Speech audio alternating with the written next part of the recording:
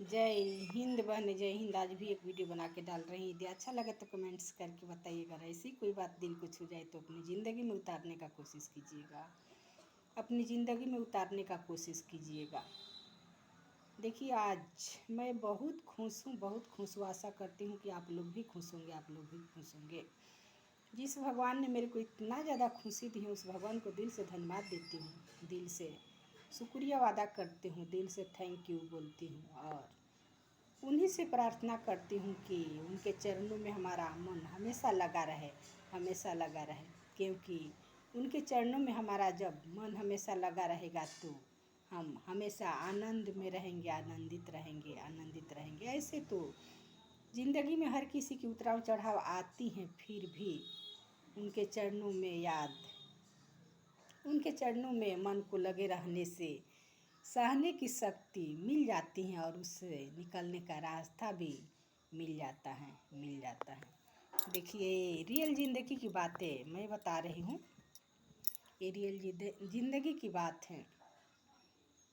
माँ बाप बच्चे को ज़्यादा दुलार न करे, ज़्यादा लाड प्यार न करे, उनके गलती को कभी छुपाए नहीं, उनके गलतियों पे डांटे और रोक टोक की बातें बनाते रहे। ऐसे में तो जो अच्छे बच्चे हैं वो अच्छे ही रहते हैं, लेकिन फिर भी कोई गलती यदि आ जाए, यदि बुरी इच्छा वो प्रकट करे तो उनकी इच्छाओं को पूरी न करे, उन पे जिम्मेदारियों का लोड दे, उन पे जिम्मेदारियों का लोड दे। एक ऐसे ही लाड दुलार करके एक लड़का है जो लाड प्यार से, उनके पिताजी मेहनती थे, खेती बाड़ी के काम करते थे और मेहनत से अपना घर परिवार चलाते थे। 2 भाई बहन थे।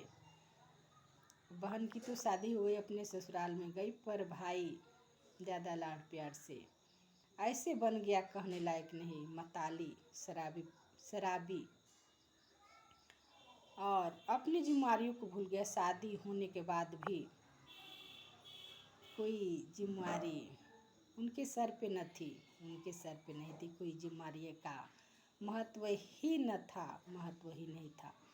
पिताजी तो उनको डांटते थे, समझाते थे, पर वो समझते नहीं थे। और बहन थी जो उनके गलतियों को भी वो भी सही निकालती थी। कभी कभी तो उनको गलत ठहराती थी, लेकिन कभी कभी उनके गलतियों को वो भी छुपाने लगती थी। और आज भी उनके 2 लड़कियां और 1 लड़के हैं। एक को शादी उनके ससुर ने कर दिए, पर दूसरी लड़की अभी सयान हुई है और लड़का है जो जैसे तैसे अभी काम करता है। पता नहीं, शायद मैट्रिक इंटर किया होगा। लड़की इंटर की है तो भी इतना पढ़ा हो गया, इससे आगे अभी वो 18-19 साल का है, 18-19 साल का है। फिर भी अपना घर की जिम्मेदारियाँ संभालता है और घर के खर्चा उनके सर पे है। पर वो पिताजी हैं जो वो कुछ भी आज तक नहीं संभाले, बल्कि घर के जो चीज़ें हैं उसको भी, जेवर वगैरह, यहाँ तक कि कपड़ा भी बेचते हैं, जलाते हैं, ऐसे उत्पात करते हैं। अभी एक लड़की सयान है, उनकी बीवी बीमार है, फिर भी उनको कुछ लोड नहीं है, और न अपनी जिम्मेदारियों को संभाल सकता है, न अपनी जिम्मेदारी को संभाल सकता है। ऐसे मैं कहानी ही बता रही हूँ, लेकिन यदि नाम नहीं रखना चाहती, घर के नाम भी जानती हूँ, उनका नाम भी जानती हूँ, पर नाम नहीं रखना चाहती हूँ। तो ऐसे लोग हैं, आखिर पीने में क्या जाता है।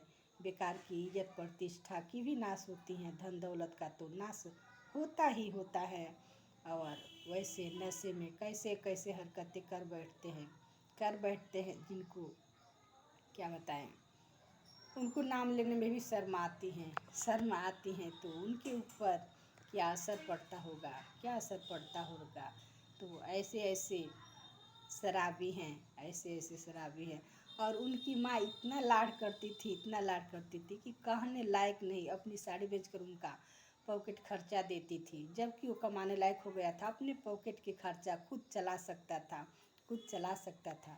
तो माँ बाप का भी ये जिम्मेवारी बनता है कि गलत लत में लगे हैं तो उनकी इच्छाएं की पूरी ना करें, उनकी पॉकेट खर्चा न चलाए। जब वो अपना पॉकेट का खर्चा चलाने लायक हो जाए तो उनको बोला करे कि अपना पॉकेट का खर्चा खुद चलाए, क्योंकि मेहनत से कमाएंगे तो वे खुद समझ में उनको आएगा कि कितना मेहनत से ये पैसा आता है।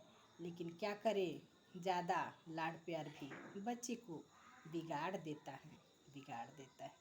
जय हिंद।